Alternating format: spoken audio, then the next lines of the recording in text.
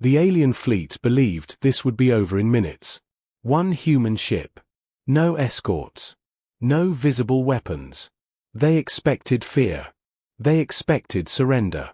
What they did not expect was that this single moment would become the beginning of their empire's collapse. For over 3,000 years, the Car Dominion ruled the outer spiral of the galaxy. They were conquerors by design. Their ships were built like blades, sharp and fast. Their soldiers were grown in fortified hatcheries, trained from birth to dominate or die. Every species they met either bent the knee or vanished into history. Resistance was rare. Victory was routine. High Marshal Vila stood on the command deck of the war cruiser Grave Oath. His armored form towered over the control pit, 6 glowing eyes fixed on the projection ahead. The ship drifting across the stars looked unimpressive. Long box-shaped. Patched with different alloys, like it had been repaired 100 times instead of replaced. A civilian vessel, reported the sensor master. No escort. No active weapons systems. Vila let out a low, satisfied sound. Identify. Human origin. Registry marks indicate independent trade ship Wayfarer's Hope. Crew estimate, 32. Humans. Vila had heard the name, though the Dominion had never bothered with them. A young species. Loud. Creative. Scattered across minor trade routes. They avoided war and paid tariffs on time. Not worth conquering. Not until now. They will surrender, Vila said. Open a channel. The image of a human appeared. A man with tired eyes and silver-streaked hair. He wore a worn uniform jacket and stood calmly, hands behind his back. No fear. No shaking. That alone irritated Vila. This is High Marshal Vila of the Car Dominion, Vila announced. You are trespassing in sovereign territory. Power down your engines and prepare for boarding. Compliance will spare your lives. The humans studied him for a moment, as if considering the offer. Then he spoke. My name is Captain Elias Rowan, he said evenly. This ship is on a registered trade route recognized by 3 interstellar accords. We are not surrendering. Vila's mandibles flared. You misunderstand. This is not a negotiation. Rowan nodded slightly. No. I understand perfectly. You believe strength is shown by force. Humans learned a long time ago that strength is shown by what you protect. Vila cut the channel. Fire on their engines. Blue plasma lanced across space, slamming into the human ship. The Wayfarer's Hope shuddered. Its engines died. It drifted, powerless and silent. No return fire, the weapons officer confirmed. Vila felt triumph. Launch boarding units. I want prisoners. 3 assault pods slammed into the human hull. Car shock troops breached the ship within seconds, weapons ready, expecting screams and chaos. They found silence. The corridors were dark. Emergency lights glowed faint red. The air smelled wrong, metallic, sharp. Advance, ordered squad leader Threx. The floor beneath them suddenly dropped. A hidden gravity plate reversed polarity, slamming 2 warriors into the ceiling hard enough to shatter armor. Before the others could react, the lights flared to full brightness, blinding their enhanced eyes. Humans moved. They came from vents, doorways, and maintenance shafts. Not soldiers. Engineers. Mechanics. Cargo hands. They wielded tools, cutting torches, magnetic clamps, and industrial foam launchers. A human woman fired a foam burst that hardened instantly around a car warrior's joints, locking him in place. Another human drove a powered wrench into an exposed neck seam. A third triggered a pressure seal, crushing 2 invaders against a bulkhead. The car had never seen this kind of combat. No formations. No honor challenges. Just ruthless efficiency. One warrior fired blindly, hitting a human in the chest. The man fell, but then pushed himself up, teeth clenched, blood spreading through his shirt. He charged anyway. The humans did not retreat. They advanced. Within 3 minutes, Squad 1 was gone. On the bridge of the Grave Oath, alarms began to sound. Report, Vila snapped. Boarding teams are losing contact, an officer said, disbelief shaking his voice. Internal feeds show traps. Coordinated resistance. Vila stared at the screens. Impossible. They are civilians. Yes, High Marshal, the officer replied quietly. But they are fighting like veterans. Inside the Wayfarer's Hope, Captain Rowan moved through the ship with calm precision.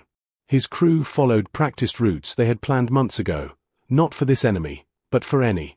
Humans learned early that space was unforgiving, and safety came from preparation. Seal Deck 7, Rowan ordered. Vent atmosphere on my mark.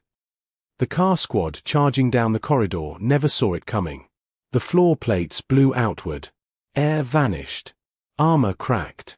Bodies tumbled into the void. Rowan watched through a viewport, face hard but steady. Mark. Elsewhere, a human engineer named Lila Chen rewired a reactor bypass, overloading energy lines the moment alien weapons discharged. The feedback fried their systems and turned their rifles into dead weight. A medic named Jonah Ruiz used nerve stimulants designed for emergency surgery, turning injured crew into fighters who refused to stay down. The humans adapted in real time. On the alien ship, Vila's confidence began to fracture. They are using the ship itself as a weapon, an officer said. Every corridor is hostile. Vila clenched his claws. Then we escalate. Prepare main cannons. We will destroy the vessel. Before the order could be completed, the Wayfarer's Hope transmitted a final message. Captain Rowan appeared again, bruised and blooded, but standing. You attacked us thinking we would surrender, Rowan said. You thought survival meant obedience. He leaned closer to the camera. For humans, survival means resistance. Behind him, the human ship's power core surged, not exploding, but pulsing in a controlled cascade. The humans had rerouted everything. The Wayfarer's Hope was no longer just a ship. It was a bomb aimed straight at the heart of the Dominion fleet. And Vila finally understood. He had made a terrible mistake. High Marshal Vila had commanded fleets that erased civilizations. He had watched stars burn and worlds fall silent. Yet as the human ship surged with unnatural energy, a feeling long absent crept into his core. Uncertainty. Divert power to shields, Vila ordered. All vessels, spread formation. Too late. The Wayfarer's Hope did not explode. It jumped. The human ship tore itself free from the gravity well in a violent, unstable burst of light. It did not flee forward. It folded space sideways, slamming directly into the heart of the Dominion formation. The shockwave ripped through car ships like a hammer through glass. Two cruisers lost shields instantly. A destroyer spun out of control, colliding with its own escort. Alarms screamed across the fleet. That was not a weapon, a tactical officer said in disbelief. It was navigation. Vila stared at the chaos. Humans had weaponized movement. Before the fleet could recover, the Wayfarer's Hope reappeared again, closer this time. Its hull glowed white-hot, plates shifting and opening like mechanical gills. Not guns. Not missiles. Emitters. Energy surge detected, an officer shouted. It's not focused, it's wide spectrum. The human ship released a pulse that washed over car vessels. Sensors died. Communications went silent. Targeting systems collapsed into static. The Dominion fleet had been blinded. Inside the Wayfarer's Hope, Captain Rowan braced himself against a railing as the ship groaned under stress. Warning lights flashed everywhere. Fires burned in 2 compartments. The crew worked without panic. Reactor stability. Rowan asked. 83%, Lila Chen replied, hands flying across a console. Which is insane, considering we just did something physics hates. Rowan allowed himself a thin smile. Humans are good at that. On the lower decks, Jonah Ruiz moved among the wounded, injecting pain suppressors, sealing burns, keeping people alive through sheer stubbornness. No one asked if they would survive. They asked what needed to be done next. The car were regrouping. Even blind, they were dangerous. Vila slammed a claw into his command throne. Deploy autonomous drones. Flood the area. Dozens of attack drones launched, guided by pre-programmed kill logic. They did not need sight. They needed proximity. Rowan saw them coming. Plan Blackwake, he said. Every human on the ship froze for half a second. Then they moved. Cargo bay doors opened. Massive containers drifted free, not supplies, but debris fields engineered on the fly. Metal fragments. Ice chunks. Industrial scrap wrapped in electromagnetic mesh. The drones flew straight into it. Human engineers triggered the mesh. The debris fields came alive, forming chaotic magnetic storms that pulled drones apart, smashed them together, or sent them spiraling uselessly into space.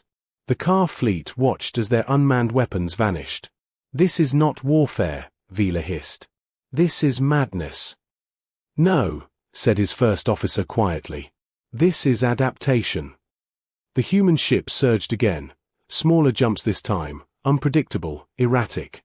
Each appearance ended with another strike, not lethal, but crippling. Power relays overloaded. Hull plates warped. Engines failed. Humans were not destroying the fleet. They were disabling it. "They are herding us," an officer realized. Toward the gravity well of the dead moon. Vila's eyes widened. The dead moon was dense, unstable, its gravity twisted by ancient collisions. Navigation near it was forbidden. "Break formation." Vila roared. Too late again. The car ships drifted closer, systems failing one by one. Gravity seized them. Hulls screamed. Smaller vessels were torn apart, crushed like insects. The Grave Oath fought the pull, engines burning at maximum. Vila watched as his fleet, his unstoppable armada, was reduced to wreckage without a single decisive battle. The human ship appeared one final time, battered but unbroken. Captain Rowan's face filled the screen once more. "You came to conquer," Rowan said. "You thought power was about size and fear." He gestured behind him, where exhausted humans still worked, still fought. "We are small. We feel pain. We break sometimes. But we learn. And we remember." Vila stared back, rage and something else burning in his eyes. "You will be hunted," Vila promised. "The Dominion will not forget this." Rowan nodded. "Good." The channel cut. The Wayfarer's hope jumped again, this time away, vanishing into the dark. Silence fell over the battlefield. What remained of the Dominion fleet drifted, broken and humiliated, around the dead moon. Survivors sent emergency signals. Reports spread. Data leaked. A single human trade ship had crippled a car invasion force. Across the galaxy, other species listened. They replayed the footage. They studied the tactics. They saw humans fight not with strength alone, but with creativity, sacrifice, and refusal to accept defeat. Whispers spread from station to station, world to world. Humans were not weak. Humans did not surrender. And if pushed far enough, humans would turn anything into a weapon. On the bridge of the Wayfarer's Hope, Rowan finally allowed himself to sit. His hands shook now that the danger had passed. "We survived," someone said softly. Rowan looked at his crew, wounded, exhausted, alive. "No," he corrected. "We sent a message." Far away, in the core worlds of the Dominion, that message was already arriving. And the galaxy was beginning to understand. Humanity had entered the stage. And they were done being underestimated. The galaxy did not change overnight. It trembled first. Fragments of battle data from the dead moon spread through hidden channels, trade networks, and black market relays. No official broadcast announced what happened. No empire wanted to admit weakness. But truth had a way of leaking through cracks. A single human ship had faced a Dominion fleet and lived. That alone was shocking. What terrified the galaxy was how it had done it. In neutral stations and distant systems, analysts replayed the footage again and again. They saw humans turn cargo into weapons, navigation into warfare, survival into strategy. They did not see super soldiers or godlike technology. They saw something far more dangerous. Adaptability. On the waterworld of Selvara, Ambassador Tess of the Lior Collective watched the recordings in silence. His people had once resisted the Dominion. They had lost half their population before surrendering. They did not fight like warriors, Tess said slowly. They fought like survivors. His advisors exchanged uneasy looks. At the same time, deep within Dominion space, High Marshal Vila stood before the ruling council. His armor was scorched. His posture rigid. The chamber was cold and vast, designed to remind all who entered that the Dominion was eternal. "You failed," one of the councillors said flatly. Vila did not deny it. "I underestimated them." A murmur rippled through the chamber. Underestimation was a crime among the Ka. "They are not a military power," Vila continued. "But they do not think like us. They do not fight to win battles. They fight to end threats." Another councillor leaned forward. "Then exterminate them." Vila hesitated. Just for a fraction of a second. That would be costly. Silence followed. Cost was a word the Dominion rarely used. "They learn," Vila said carefully. "Every encounter makes them stronger. If we strike blindly, they will adapt again." The council dismissed him soon after. The decision was made without his voice. Humanity would be watched closely. Meanwhile, the Wayfarer's Hope limped through uncharted space, systems barely holding together. The crew worked in rotating shifts, patching hull breaches and stabilizing the reactor. Captain Rowan slept in short bursts, haunted by flashing lights and collapsing ships. When he was awake, he reviewed messages flooding in through encrypted channels. Some were warnings. Some were pleas. Some were offers. Independent worlds wanted protection. Minor species asked for advice.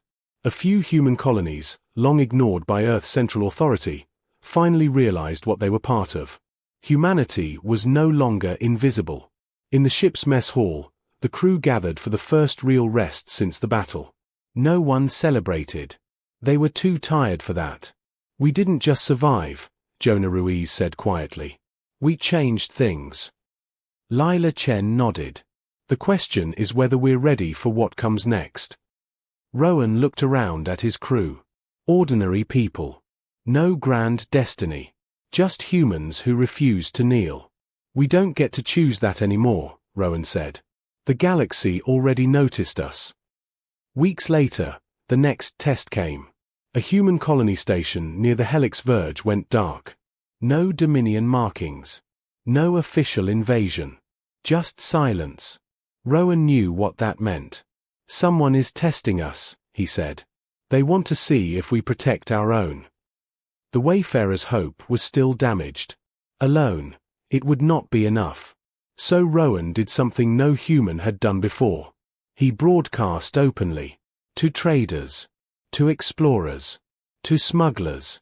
To forgotten outposts and fringe worlds. "This is a human call," Rowan said into the void. "We don't command you. We don't own you. But if we stand apart, we fall apart. If you believe humans should decide their own future, meet us at Helix Verge." He expected a handful of ships.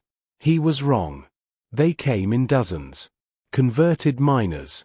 Armed freighters. Science vessels retrofitted with experimental drives. Old warships pulled from mothballs and held together with hope and stubbornness. They were not a fleet. They were a community.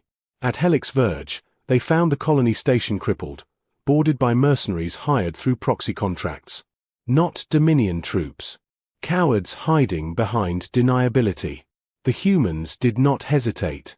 They did not charge blindly. They coordinated.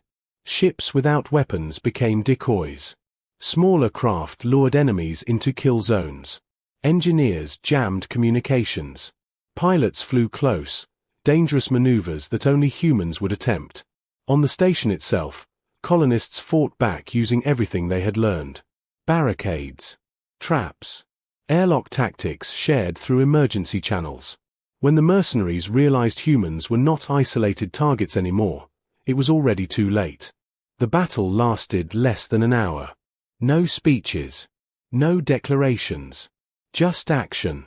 When it ended, The station was saved. Across the stars, the message spread faster than any broadcast. Humans defend their own. They remember favors. They answer threats. In hidden council chambers and imperial courts, strategists rewrote their projections. Humanity was no longer classified as minor. They were now labeled unpredictable. For some, that meant danger. For others, it meant hope. Captain Rowan stood on the bridge of the Wayfarer's Hope, watching human ships drift beside him. Not in formation. Not under command. Together by choice. This is how it starts, he said softly. Not an empire. Not a conquest. But a refusal to be broken. And somewhere in the darkness, powers far older than the Dominion began to pay attention. Humanity had taken its first real step, and there would be no turning back. The galaxy had learned how to fear humanity, but fear alone did not stop what came next. Beyond the mapped trade routes, beyond Dominion borders and human influence, something ancient had been watching. It had no interest in politics, pride, or territory. It did not negotiate. It did not retreat. It consumed. The first signs were subtle. Mining outposts went silent. Long-range probes vanished. Automated distress beacons repeated the same final data before cutting off: gravity distortion, energy drain, and a sound that was not sound at all. A vibration that made sensors lie. Human scientists argued. Dominion analysts dismissed it. Independent worlds prayed it would move on. It did not. The entity, soon labeled the Null Swarm, arrived at the edge of known space like a slow-moving storm. It was not a fleet. It was not alive in any way humans understood. Millions of dark, shard-like constructs moved together, sharing energy, mass, and intent. They did not attack ships. They unmade them. Weapons passed through them. Shields collapsed instantly. Matter was stripped down to raw particles and absorbed. Dominion war groups that would have crushed human fleets were erased in minutes. Fear turned into panic. For the first time in recorded history, the Dominion asked for help. The message arrived aboard the Wayfarer's Hope without encryption, without pride. Human Captain Rowan, it said. We face extinction. We request cooperation. The bridge was silent when the transmission ended. They tried to enslave us, someone muttered. They still would, another replied. Rowan did not answer right away. He stared at the star map where the Null Swarm advanced, system by system, unstoppable and uncaring. If it reaches human space, he said quietly, nothing we've built will matter. The decision was made without ceremony. Humans would fight. Not for the Dominion. For survival. A joint task force assembled, uneasy allies, distrust thick in every shared channel. Dominion warships held the line with raw firepower. Human ships moved between them, fast and strange, modifying tactics in real time. The first engagement was a disaster. Weapons meant nothing. Missiles vanished. Energy beams bent and died. Entire ships disappeared as the swarm passed through them like a tide. On the Wayfarer's Hope, Lila Chen watched data streams scroll endlessly. It's not resisting, she whispered. It's ignoring us. Then we stop trying to hurt it, Rowan said. He remembered Earth's oldest lessons. Not from war. From nature. You don't fight a hurricane, he continued. You redirect it. Human engineers worked until their hands shook. They studied how the swarm fed, how it reacted to mass and motion. It followed energy gradients. It moved toward density. So humans changed the battlefield. They seeded space with artificial gravity wells. Not weapons. Bait. Old cargo ships were stripped, overloaded with mass, and sent drifting ahead of the swarm. The constructs followed, drawn in like insects to light. Dominion commanders scoffed, until it worked. The swarm bent its course. Not much. But enough. Human pilots flew close, dangerously close, mapping reaction delays, learning patterns. Ships were lost. Crews died.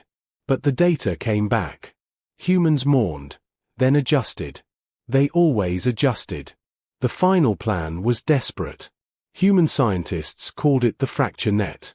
A lattice of overlapping gravity pulses, tuned not to destroy, but to desynchronize the swarm's shared structure.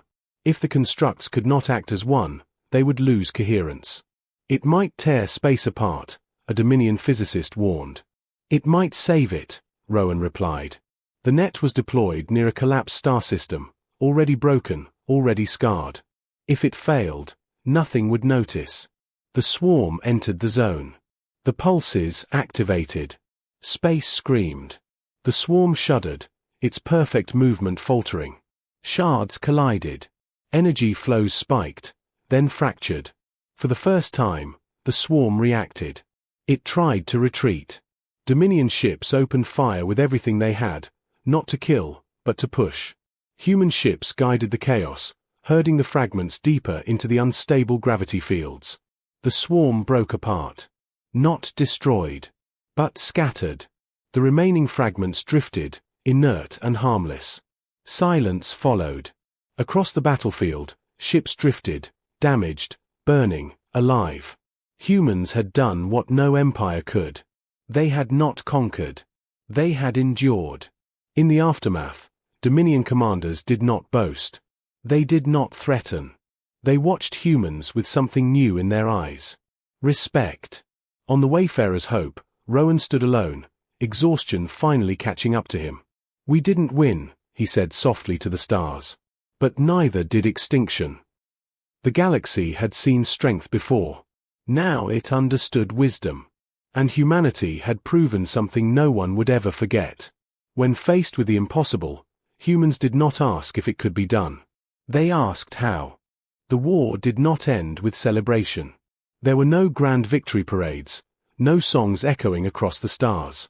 When the null swarm was scattered and the last emergency signals faded into silence, what remained was exhaustion. Ships limped home. Crews mourned. Entire systems counted losses that would never be fully measured. Humanity returned to its worlds quieter than before.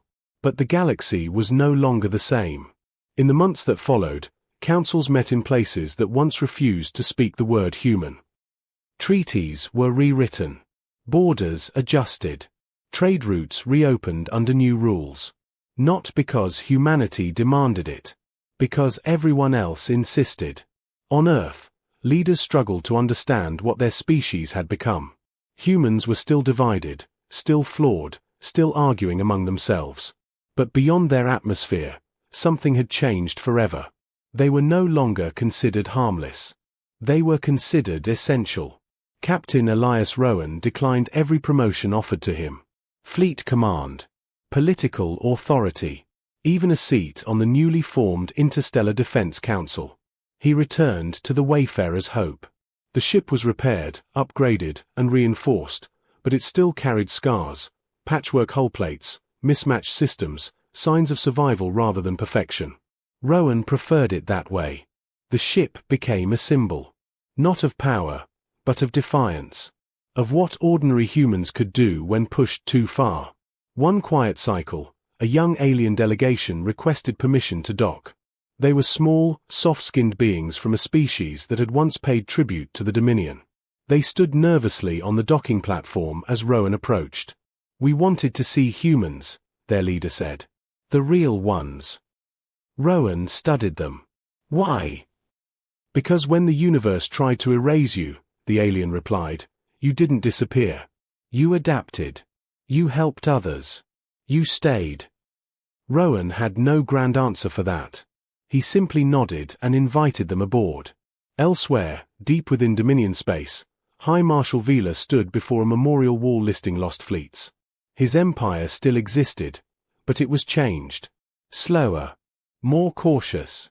He thought often of the human captain who had looked him in the eye without fear. The Dominion would never rule the galaxy again. Not because it was defeated, but because it had learned humility too late. Far beyond any empire, fragments of the null swarm drifted in silent orbits, broken and dormant. Some scientists believed it might reform one day.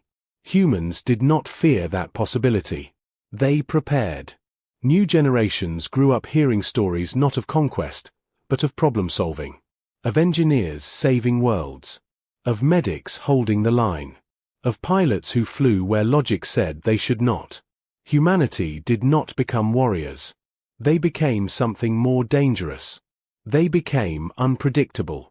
The galaxy learned that humans did not seek domination. They sought survival, curiosity, and choice. They would cooperate when possible, resist when necessary, and fight only when there was no other option left. And when that moment came, they would not stop. Captain Rowan stood on the bridge of the Wayfarer's Hope as it departed another system. Stars stretched ahead, endless and unknown. "Set course," he said. "To where?" the navigator asked. Rowan smiled faintly. "Somewhere new. Somewhere that hasn't learned yet." The ship jumped into the dark. And across the galaxy, old powers adjusted their calculations. Because the lesson was clear now. Humans were not the strongest. They were not the fastest. They were not the most advanced. But they were the ones who refused to surrender. And that made all the difference.